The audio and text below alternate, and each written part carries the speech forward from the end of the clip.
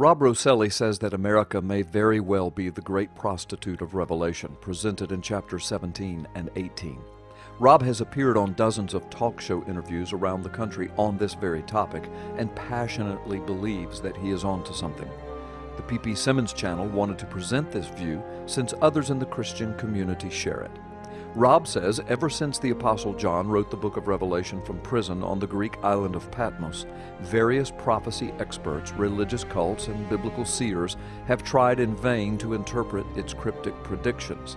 Based on world events that seem to the secular mind to be spinning wildly out of control, attempts at interpreting the last book of the Bible have reached fever pitch.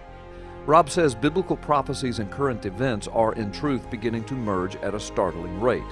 Besides the sometimes misinterpreted concept of Antichrist, a word that is only used by John in the books of 1st and 2nd John, one of the most studied and yet equally misunderstood prophetic concepts of the book of Revelation is that of Mystery Babylon, or the Great Prostitute. That prophecy appears to be the focal point of God's punishment here on earth. More than likely, when one considers all the biblical evidence, the beast of Revelation consists of both a physical and a human entity, Rob says. To be the focal point of God's end-time prophecy is not a good thing. It's akin to being on top of God's most wanted list. Let's first consider, he says, some commonly voiced interpretations of this particular vision of Revelation. Many prophecy experts have identified the Mystery Babylon Revelation entity as the European Union, Saudi Arabia, Iraq, and/or the Roman Catholic Church. Others have identified the Great Prostitute as Russia, China, or Japan. However, others believe that none of these represents the economic and political superpower emblematic of the Revelation prostitute.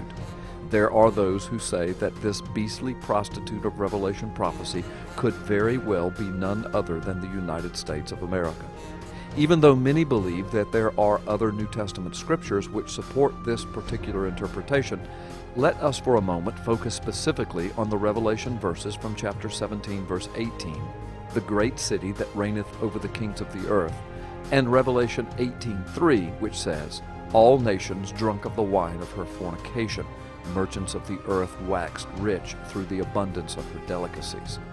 Also, Rob says, observe Revelation 18:23. For thy merchants were the great men of the earth, for by thy sorceries were all nations deceived. A number of prophecy authors believe that these passages clearly reveal that the prostitute of Revelation has to be a last days nation of the economic, military, and influential stature currently represented by the United States of America. This interpretation contends that a new world order or a one-world governmental center would most likely be centered in a world-dominating superpower like the United States, Rob says. Additionally, many modern leaders in U.S. politics now use the very terms New World Order in their public and political speaking. Consider also that the United Nations is headquartered in the United States and the economic center of the world is situated at Wall Street, along with its economic engine offshoots, including the IMF, World Bank, and the so-called Federal Reserve Bank, which, by the way, Rob says, is neither federal nor has reserves. Admittedly, this is only a short video. Yet some believe that the view of this video is a more relevant biblical view of the last days entity called the Great Prostitute. Another important fact to keep in mind is that some leaders in the controlling establishment and governmental positions of authority within the United States and the world leadership powers with which they are connected are also reportedly involved in occultic organizations and/or fraternities. The same chapters of Revelation that speak of the great prostitute speak of this very kind of occultic involvement of the ones who are really operating the beast. For by their sorceries were all nations deceived. Their punishment for such occultic involvement, Rob says, is clearly laid out in Revelation chapter 17 and 18. In other words, when one peels away the onion layers of real-time, real-world politics and power-shifting events, you really do end up back in the Bible and faced with some startling choices. As we attempt to make sense of Revelation end-time prophecy, America's place in it certainly must be a serious consideration. While most likely there is no one with perfect understanding or insight into the exact interpretation, we can be certain of this fact. We are living in biblically prophetic times.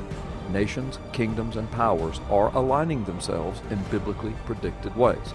Is the United States a major player in end-time prophecy? Many Bible readers believe so. Rob Rosselli believes the United States is the major player. As the prophecies continue to unfold before our eyes, more than likely, we will soon find out.